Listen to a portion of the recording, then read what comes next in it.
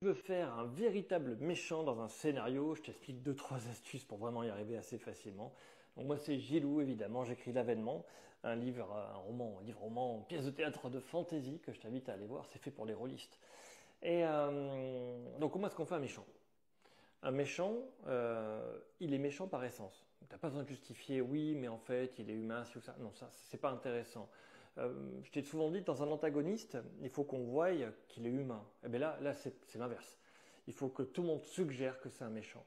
Donc, avant de le voir, avant qu'il interagisse, ou alors tu peux le faire day 1, au premier instant, hein, mais il faut qu'il soit terrible et que tout le monde a un point de vue terrible et le redoute et ne veulent pas le rencontrer ou veulent le servir en ayant peur.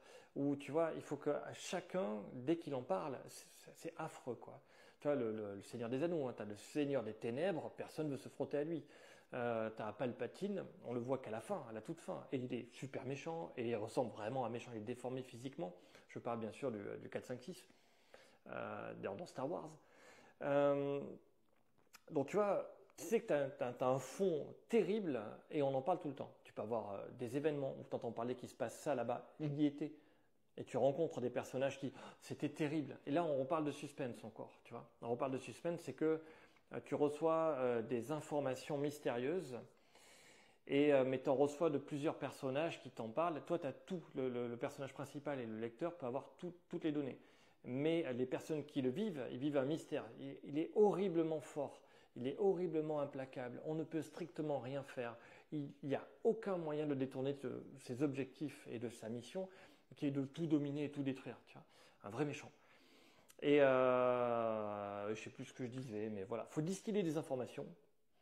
Avant la rencontre finale, il faut qu'il y en ait une. Mais tu vois, cette rencontre finale, moi je te conseille, tu vois, dans Expédition 33 par exemple, Clair-Obscur, au début tu croises un premier méchant, boum, voilà, c'est bonjour, merci, boum.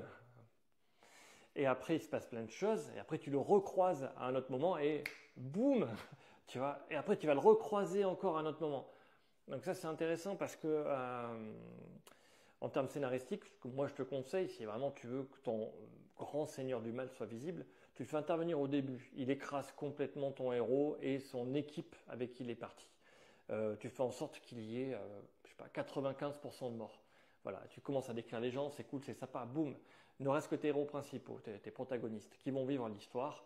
À un moment, ils le recroisent, et là, ben, d'autres personnages principaux, boum, allez, mis sur la touche, merci, au revoir, salut Obi-Wan, par exemple, tu vois.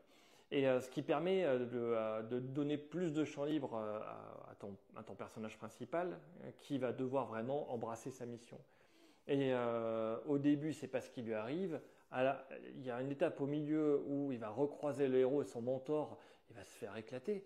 Et sur le coup, ben, qu'est-ce qu'il fait? Il va vraiment embrasser sa destinée par la vengeance, par les émotions positives, parce qu'il sait que cette personne-là est méchante et représente le mal absolu. Et après, ben, tu vas le faire arriver par un ensemble d'intrigues et de quêtes jusqu'au moment où il peut enfin l'affronter physiquement un contre un. Mais avant, tu as plein d'étapes que tu peux mettre en place si vraiment tu veux augmenter ta tension. Et là, je te conseille de ne pas rater ton combat final, s'il te plaît. Quand tu rencontres le grand méchant, il faut vraiment que ce soit extraordinaire dans la narration des combats. Mais ça, j'en parle dans une autre vidéo. N'hésite pas à laisser un commentaire, un like, une pouce à partager si ça t'intéresse. Voilà, je suis même en train de préparer des PDF, des notes, si ça noter toutes mes idées, tu vois. Et je vais peut-être vous le passer. Je sais pas comment faire, mais je vais trouver un. Dis-moi si ça t'intéresse. Hein, voilà. À plus tard.